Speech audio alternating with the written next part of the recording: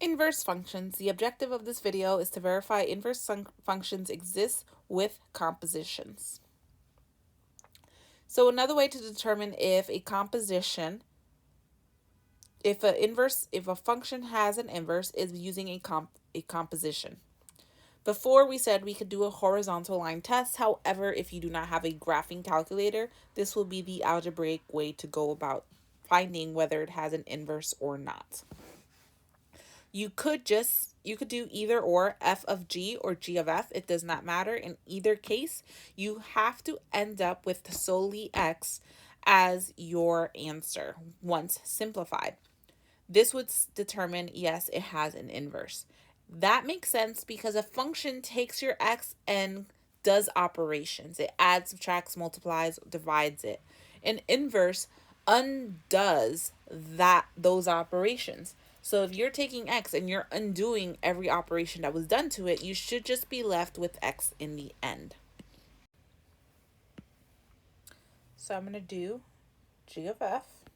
I'm going to start with my g function. So 2 over my x will be negative 2 over negative x plus 1, all plus 1. Now I have to be careful with my algebra. I am dealing with a fraction divided by a fraction. So I need to take my top, my 2, stays the same, and I'm going to change my fraction into multiplication, and I'm actually going to take this bottom fraction and I am going to flip them. So negative x plus 1 will be on top, negative 2 will be on the bottom.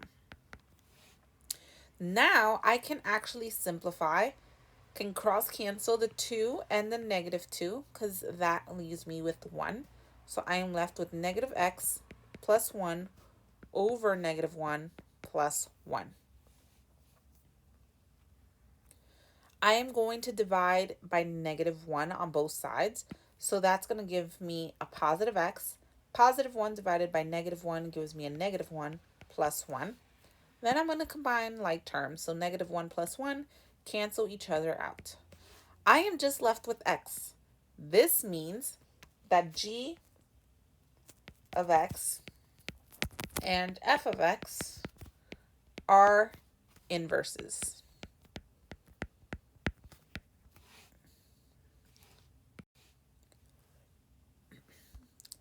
So I want to say if the two functions are inverses of each other.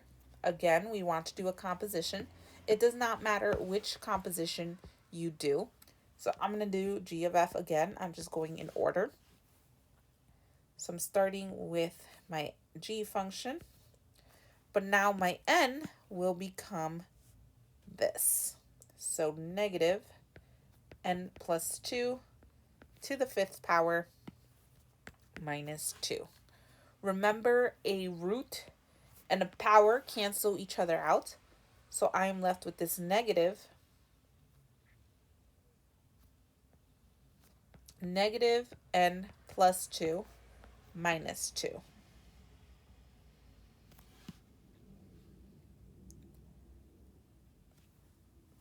I want to distribute this inside negative. So that's going to give me negative n minus 2 minus 2. But then I have this other minus on the outside.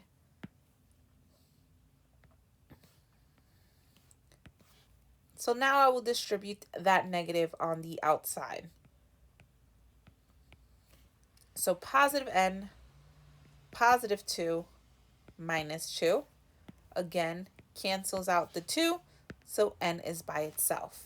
This means g of n and f of n are inverses.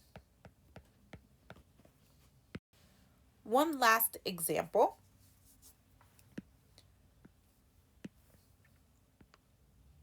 I'm going to do f of g. So negative x becomes negative x to the 3rd minus 3.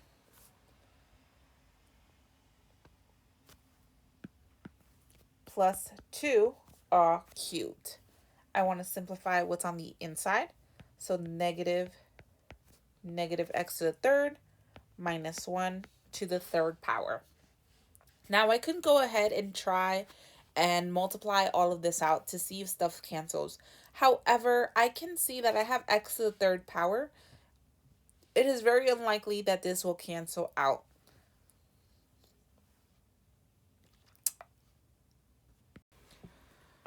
For the purposes of the lesson, I went ahead and multiplied out the negative x to the third minus 3 all raised to the third power to prove that this would not simplify itself into just x.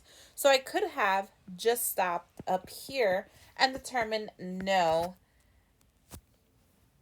these two functions, f of x and g of x, are not inverses.